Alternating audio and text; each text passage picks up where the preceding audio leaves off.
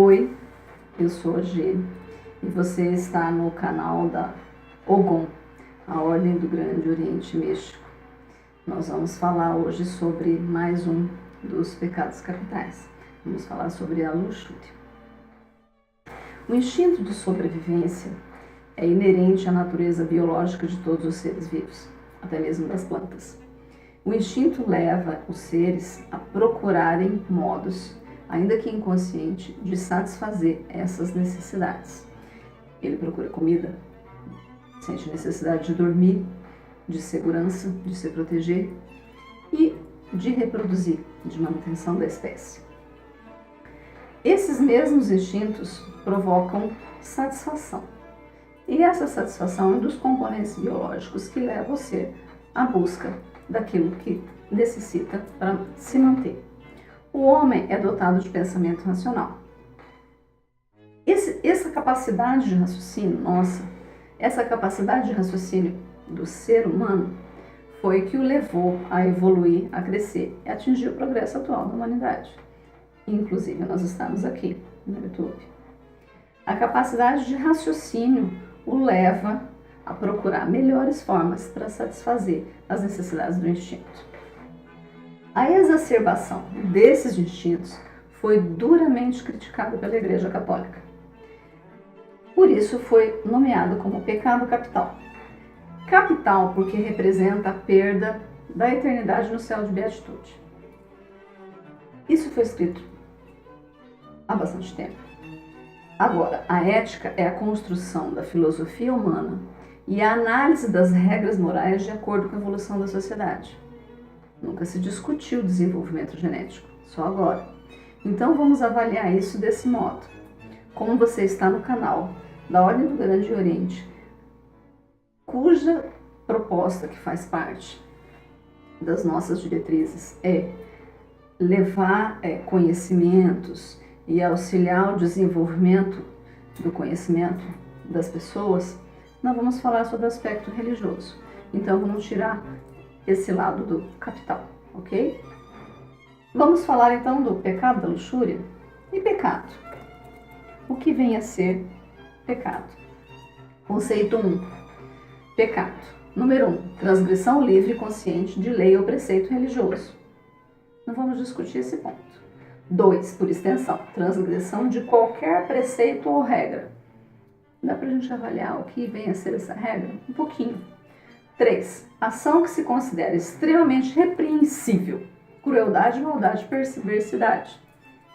O que é repreensível na luxúria? 4. Estado em que se encontra alguém que transgride a organização natural do mundo.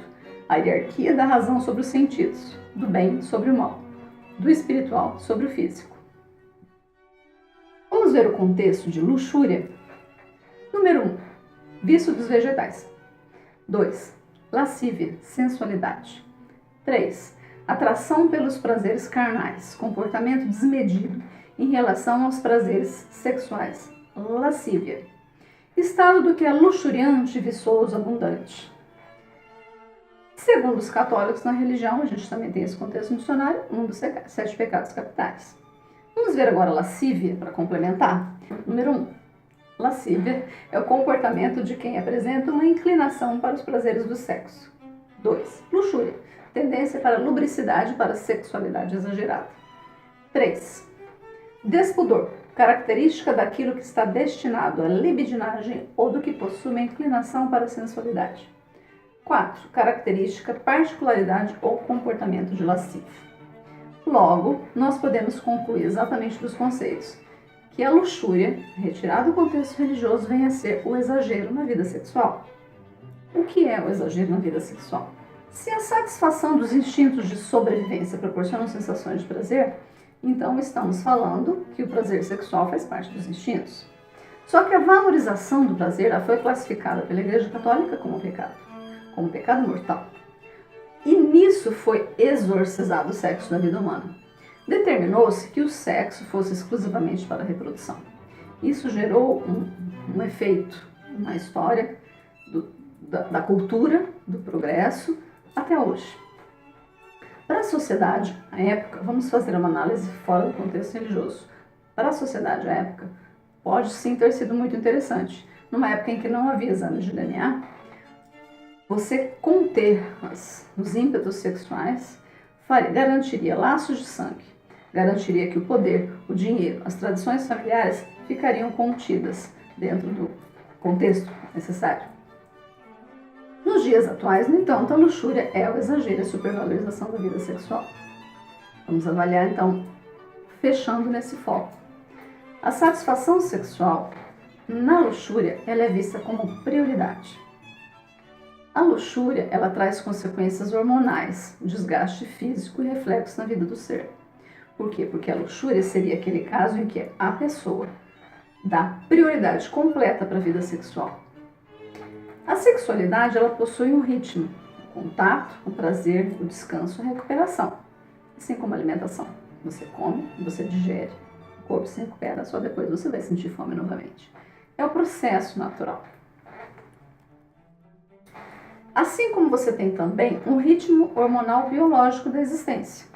Você tem a grande quantidade de hormônios no adolescente que o faz essa fase ser vivida com grande valorização, e no idoso, onde é mais calmo, ou na vida sexual mais madura, não necessariamente isenta de sexo, mas de uma maneira mais tranquila, mais plena, distinta. Se o excesso, no entanto, gera as disfunções hormonais, a carência também faz. Quando a pessoa acha que precisa se conter completamente na vida sexual e lança isso para o ponto de carência, para o ponto da ausência de vida sexual, o corpo nunca interrompe os processos sexuais. Os hormônios prosseguem. Muitas vezes, a pessoa, quando está dormindo, os seus hormônios lançam, através de sonhos eróticos e descargas sexuais, a necessidade para o reequilíbrio hormonal necessário. A culpa lança o sexo como um pecado da alma e joga para o lado mental. Transfere da convivência física e social para o plano mental. Para conter os ímpetos pessoais, a pessoa vivencia traumas, mantém tudo no seu mundo interior. E além de vivenciar os traumas do seu mundo interior, com muita frequência, apresenta críticas ao comportamento dos outros. Ela mantém tudo tão fechado em si e joga da mesma forma para os outros. Acredita que os outros também precisam fazer dessa forma. O equilíbrio é o grande segredo. Mas aonde está o equilíbrio? Entre a carência e o excesso, aonde está o meio? Aonde eu descubro o ponto de equilíbrio? Vamos pensar nisso. Se eu não sei qual é o ponto de equilíbrio, se não existe uma medida, a gente não vai encontrar isso. Alguém pode até citar regrinhas e mais regrinhas para casais normais, mas a verdade é que não existe uma medida. Como saber se eu estou no desequilíbrio? Para mais, para menos. Se a carência completa está me fazendo criticar o comportamento alheio, ou se o excesso está provocando efeitos na minha vida, alguma coisa não está legal. Eu sou um ser integral. Eu preciso dedicar tempo às diversas áreas da minha vida. Um pouquinho cada um. Eu preciso cuidar da minha saúde, eu preciso cuidar da minha família, eu preciso cuidar da minha vida profissional. Eu não sou somente uma coisa. Eu não vivo somente para uma dessas coisas. Então, se algumas dessas vivências sociais minhas, ou a minha própria vida pessoal, qualidade de vida, está sendo afetada pela minha vida sexual, eu estou em desequilíbrio. Segundo ponto, para eu poder pensar, eu estou abandonando o conceito de compartilhamento de experiências, de troca na experiência sexual, e estou substituindo isso pelo egoísmo, enxergando o outro somente como alguém disponível para satisfazer as minhas necessidades. Também tem alguma coisa errada. O que eu posso concluir disso? O pensamento humano ele pode ser aplicado no próprio crescimento e no próprio desenvolvimento. Então é o meu pensamento que pode fazer uma análise do que é que está em descontrole. Mas a busca pela satisfação sexual, ela traz evolução pessoal. Como? A partir do momento que eu quero satisfazer meus ímpetos sexuais, eu vou querer procurar melhores parceiros. Na busca por melhores parceiros, eu vou ter que fazer algumas coisas para atrair os melhores parceiros. Eu vou ter que cuidar melhor da minha aparência física, eu vou para fazer exercícios físicos, cuidar da alimentação e eu vou acabar adquirindo saúde. Eu vou procurar, para atrair melhores parceiros, melhorar a minha conversa e minha interação social. Para isso, eu vou ter que procurar conhecimento. Eu vou desenvolver habilidades com conteúdo na minha conversa. E eu acabei evoluindo. Para eu conseguir melhores parceiros também, eu vou cuidar da minha aparência, de como me apresento. Para eu me vestir melhor, para eu ter uma aparência melhor, para eu investir nisso, eu vou precisar de recurso financeiro. Para recurso financeiro, eu vou precisar trabalhar, correr atrás de uma vida profissional, procurar me desenvolver. Ou seja, a satisfação dos meus instintos sexuais me fizeram evoluir.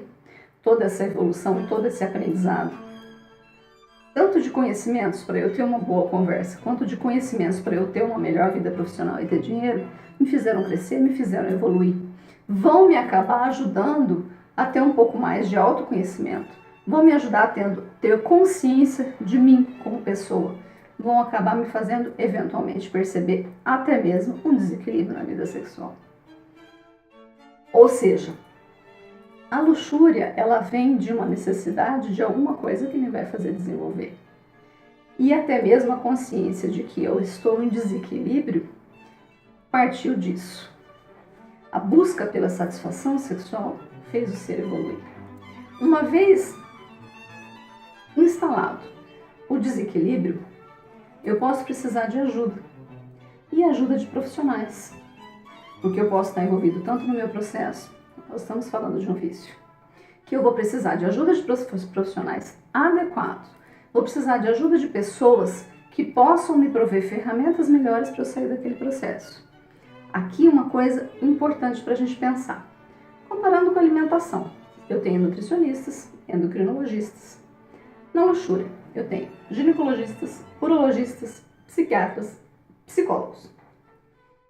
As pessoas chegam ao nutricionista porque a dificuldade na alimentação faz com que elas procurem ajuda. Alguém que dê a elas um direcionamento. E tudo bem. Mas elas têm tanta facilidade para chegar no psicólogo? A sociedade atual, apesar de toda a liberação sexual, eu posso chegar e dizer que eu tenho um problema alimentar, eu tenho compulsão e eu estou indo no nutricionista para eu perder a minha necessidade por comer doces, por comer chocolate. Agora, eu posso dizer para as pessoas que eu estou indo a um psicólogo para resolver minha vida sexual que eu não controlo? Ou seja, a nossa sociedade, apesar de toda a liberação, apesar de toda a facilidade em expor o assunto, em jogar sobre a mesa, no fundo, ninguém pode de fato resolver os problemas. Se nós precisamos esconder esse tipo de coisa, então não está bem resolvida a questão. Esse é um ponto para pensar também. Então, só para concluir, 2 pontos importantes. Avaliar esse desequilíbrio.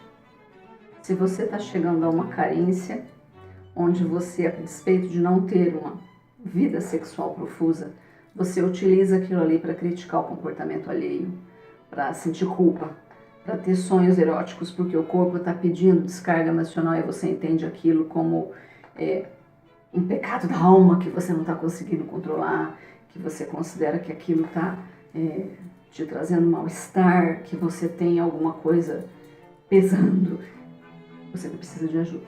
E o contrário também.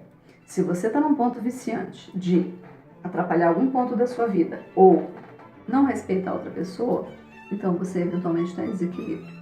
Não estamos falando aqui de pecado capital, estamos falando de equilíbrio de toda uma vida.